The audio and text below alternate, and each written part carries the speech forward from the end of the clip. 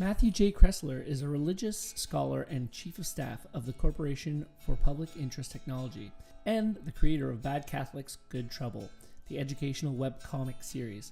He's written for America Magazine, The Atlantic, National Catholic Reporter, and U.S. Catholic.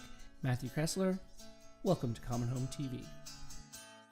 It's great to be here. Thanks so much for having me, Matt. Well, first of all, excellent name. Just commend you on that.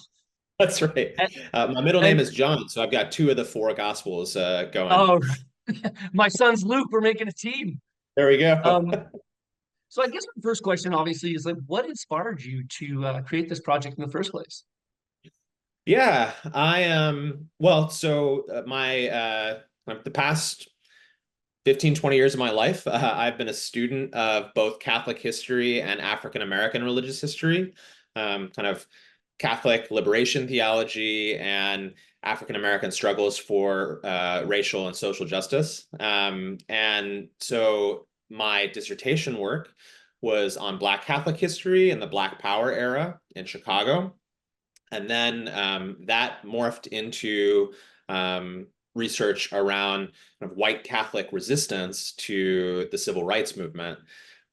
So kind of for most of my intellectual career, these kind of two things, kind of Catholicism and Catholic history and struggles for racial justice in this place we call the United States, have been central.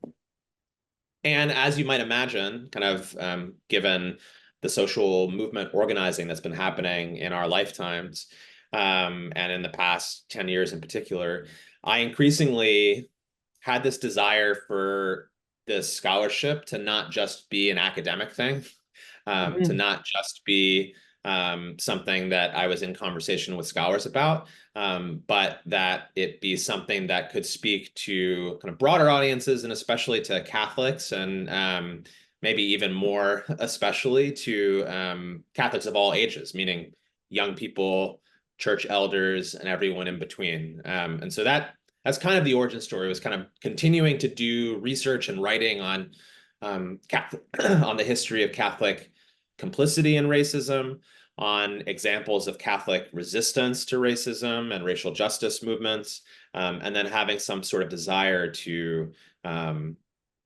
communicate that in ways that would kind of connect with and be compelling to a wider audience. Well, that sort of like leads me perfectly into number two about the medium. As you can see, I usually have a cluttered background, but I put some of mine on display, and I was wondering if the medium, being the message, taking another Catholic philosopher's quote, what do you think about the medium, and are you a fan of the medium, and who are some of your influences there? Yeah, I'm a huge comic book fan. My right off camera is my bookshelf of comic books. And so, when I had this desire to communicate in a kind of medium that I thought, might be compelling, I knew the visual power of a comic book, and was really drawn to that. As a Catholic scholar and a Catholic myself, Daredevil, I see the famous Daredevil cover behind you. Daredevil has been one of my absolute favorites.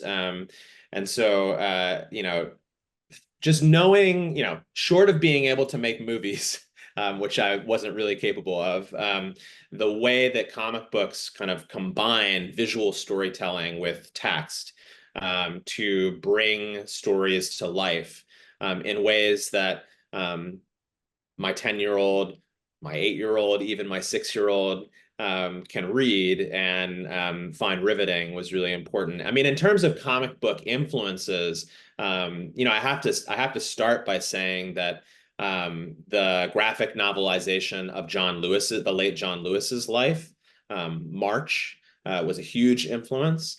That was an example of how you could tell a true story that would reveal kind of anew this compelling history of struggles for justice to young audiences. That comic book, March, was kind of inspired in itself by a famous comic book based on Martin Luther King's efforts to desegregate The Segregated Buses in Montgomery, which is a Montgomery story, which is actually a comic book produced by the Fellowship of Reconciliation in the 1950s, which you can still find. I mean, it's probably actually publicly accessible online. Actually, now that I say that, I think it's actually linked on our website. So there's I say both of those to name that there is this tradition of comic books as a medium specifically for storytelling around racial justice that I was definitely drawing on. In terms of my own love of comics, I'm a huge Batman guy. I'm a huge Daredevil guy.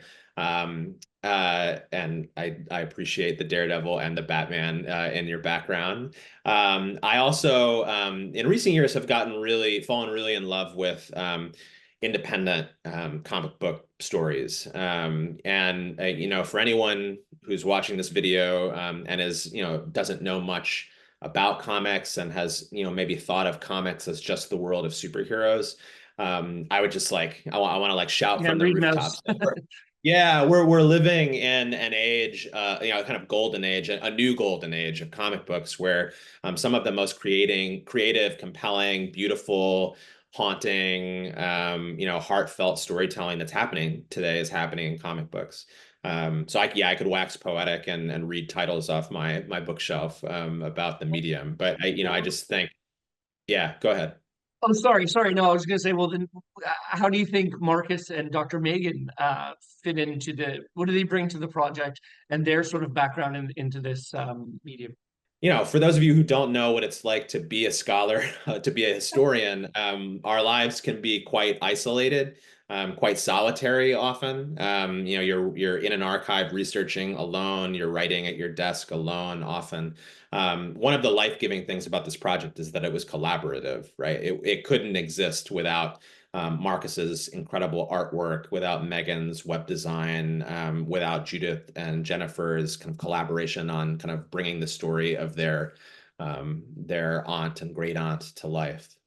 Dr. Goodwin made it possible to not simply kind of craft a story and have it illustrated and be this beautiful kind of comic book, but to create a digital home for it. And actually, the dream of the project was really never to just be this one webcomic story set in 1966, but to be a kind of digital home for new Catholic storytelling that was honest and upfront about the history of Catholic complicity in racism and violence, and also that kind of offered people a kind of compelling alternative model for what it could mean to be Catholic.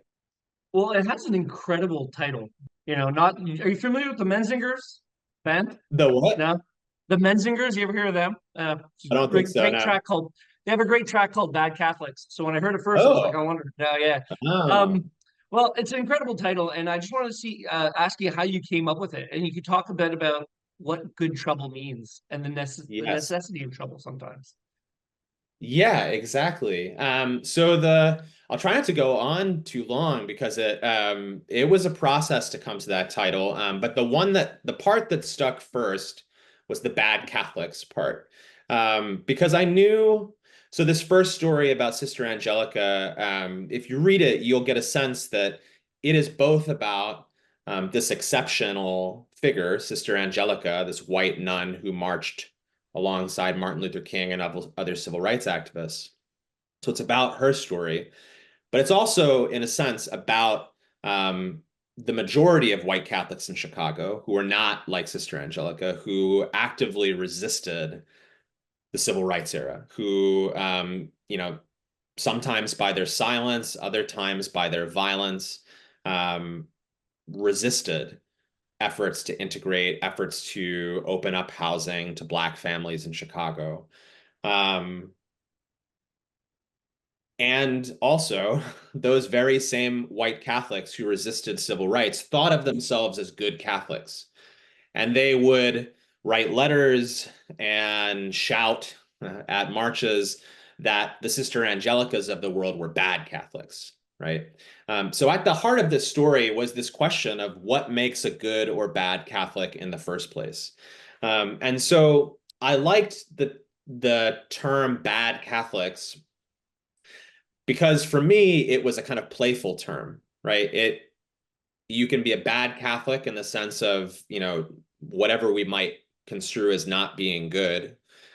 There's also, for those of us who are a little older, the double meaning of the word bad. So there's like bad Catholics, but there's also Yeah. bad Catholics, And so that was the kind of playfulness of the term that I was aiming for at the beginning.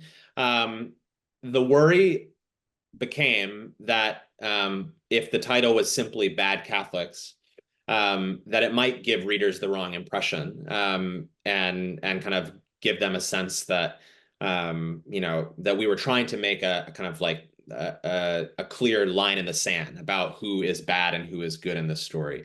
And so the good trouble, which those of you who are familiar with the phrase, it's the late John Lewis's famous phrase, that, in struggles for social justice, despite kind of people constantly telling us to be orderly, to be proper, to be, civil, to be quiet, to kind of mind our manners, that in fact, if we are to make a more just and equitable world, it often requires good trouble, making trouble, stirring up trouble.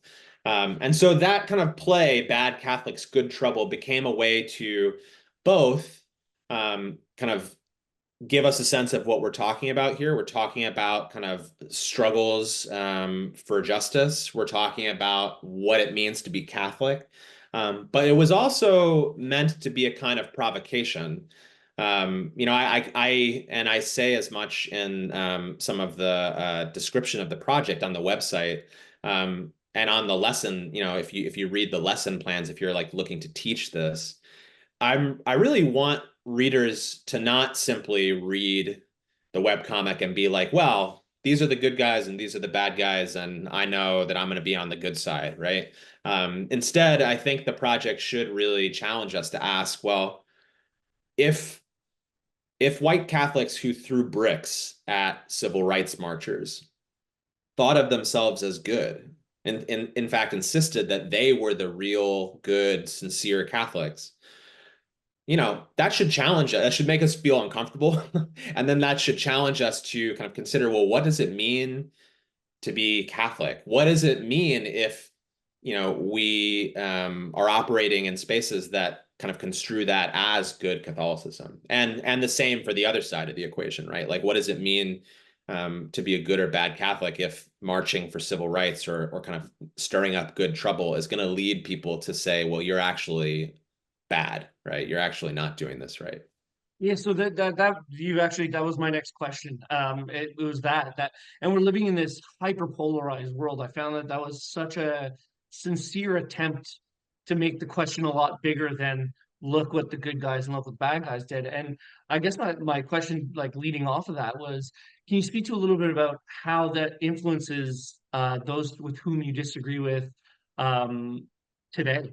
And also inside and outside of ecclesiastical structures of authority. Because there are people who are seeing themselves as good right now that are taking a stance to be rebellious, sort of outside of a structure, and they feel like exactly what you just said. So Yeah, yeah. how is writing this sort of spoke to that? You can see me like sighing because that's a really great and really deep and really difficult question. I think just to kind of build on what I was just saying, right? I think part of what, in a time such as ours that is deeply polarized, in which we are, I think, increasingly conditioned to rush into the fray to divide, to use a biblical metaphor, the world into sheeps and goats, right? And to pick a side, right? I think that the challenge to take a breath and pause and consider one's own position is an important one. To the challenge to not simply say, well, those are the bad guys, I'm one of the good guys, and thus I don't need to think critically about myself or about my position in the world, is, I think, important. To the question of it's a really interesting question about like the kind of multiplicity, the diversity of what it means to be Catholic in this world right now, right? And that some of us, you know, identify as Catholic, but have kind of complicated relationships, to put it mildly, with Yeah, ecclesial structures, absolutely. right?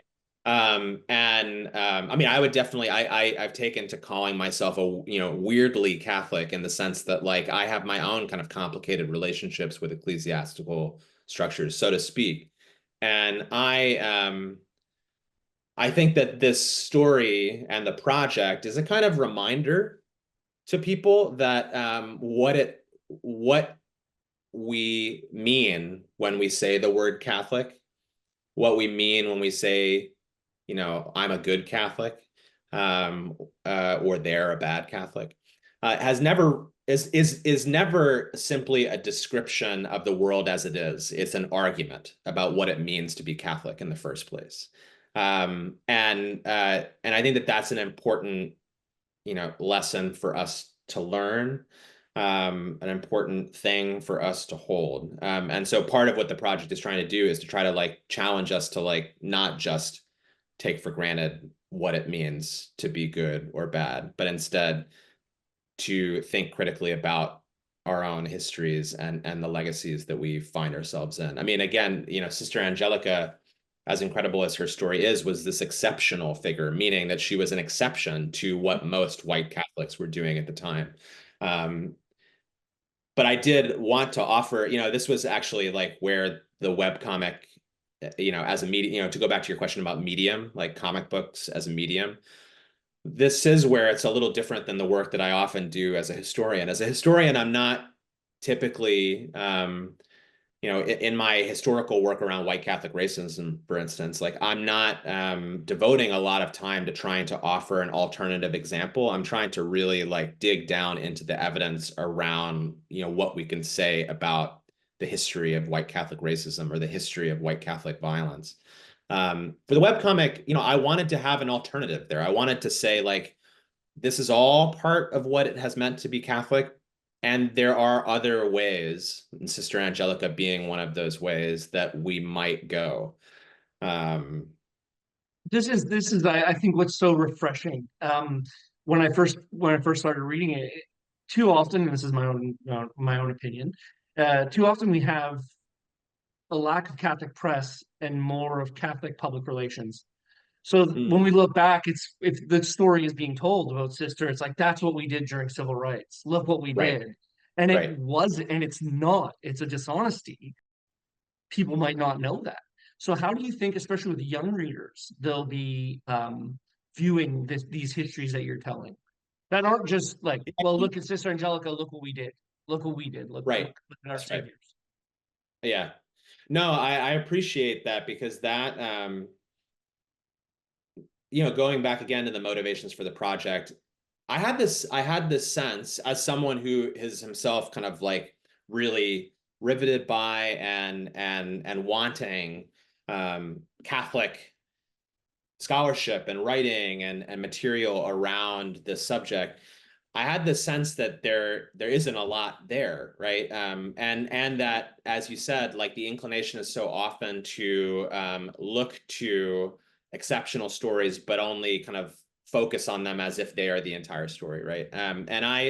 This is where the first, in a sense, this first story is really personal, because as a white Catholic who is a scholar of Catholicism, and whose professional life was really forged in the midst of the rising Black Lives Matter movement.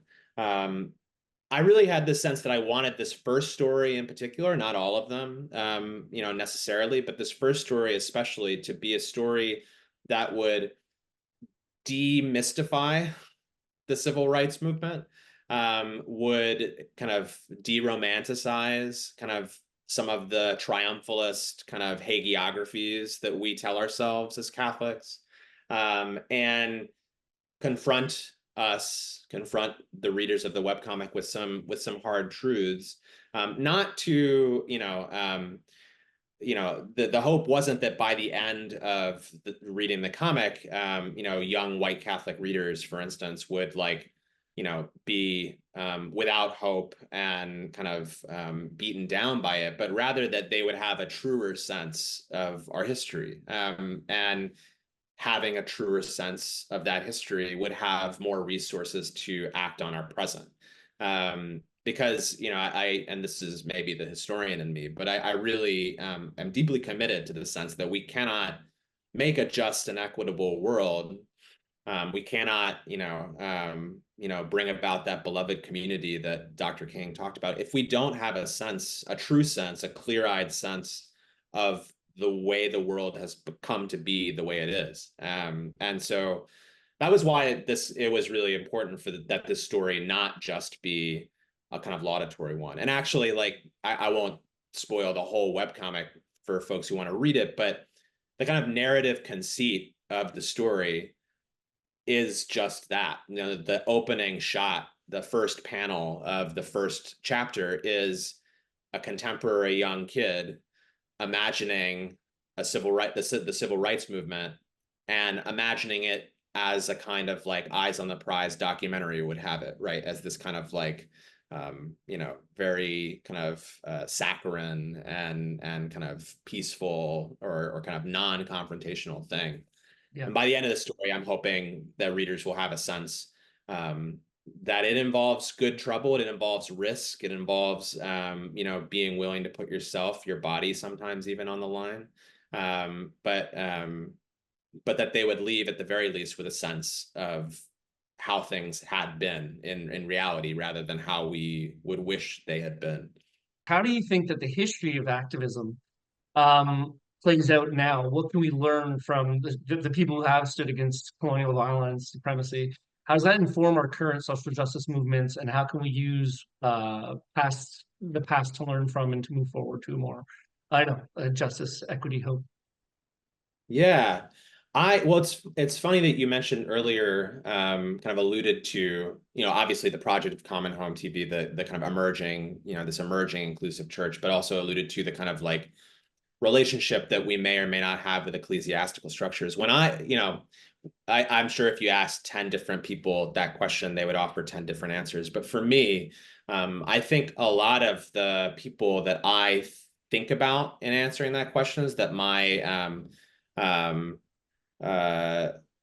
that my mind immediately goes to are people who are Catholics, Catholics who stood up for justice and who had complicated relationships with the institutional church as a result. So I'm a scholar of Black Catholic history, and so I think of the Black Power, Black Catholic activists of the 1960s and 1970s who stirred up quite a bit of trouble and really challenged the church in the United States specifically to be a less racist church. As you might imagine, that caused quite a bit of conflict and controversy. But they did so out of a deep sense that it was their church, right? That it wasn't, something, so some of the folks that I write about in my first book on Black Catholic Chicago would talk about being challenged both by white Catholics, but also by Black folks who weren't Catholic, basically challenged and saying, well, why are you even staying in that? If the Catholic Church is this white racist institution, as you're arguing, then why are you even staying there? And the response, to a woman, to a man, was always, well, this is my church. It's been, and it has been since since Augustine and Monica, right? Like it has been, since its very beginning, since the Ethiopian eunuch, right?